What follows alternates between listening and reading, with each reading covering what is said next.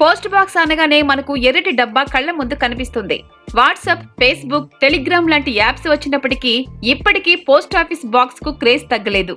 నమ్మకమైన, సురక్షిత మార్గంలో సమాచార పంపిణీకి కేర్ ఆఫ్ గా ఇప్పటికీ పోస్ట్ ఆఫీస్ బాక్సులు నిలుస్తున్నాయి.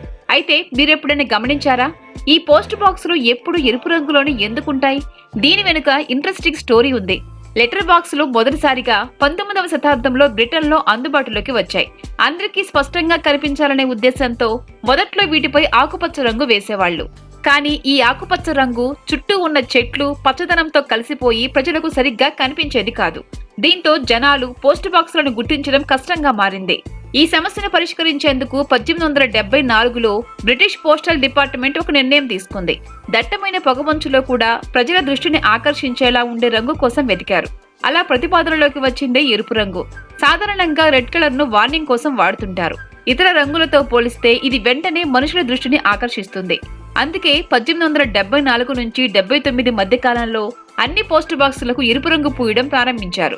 బ్రిటిష్ పాలనా కాలంలోనే భారత్లో పోస్టల్ వ్యవస్థ రూపుదిద్దుకుంది. అందువల్ల బ్రిటన్లో పాటించిన నియమాలనే ఇక్కడ అమలు చేశారు. మన దేశంలో మొదటిసారిగా పరిచయం చేసిన లెటర్ బాక్సులకు కూడా అదే ఎరుపు రంగు వేశారు. స్వాతంత్ర్యం వచ్చిన తర్వాత కూడా ఇప్పటికీ ఇదే సంప్రదాయం కొనసాగుతూ వస్తోంది. ప్రస్తుతం ఎరుపు రంగు పోస్ట్ బాక్స్ ఒక ఐకానిక్ గుర్తుగా మారిపోయింది.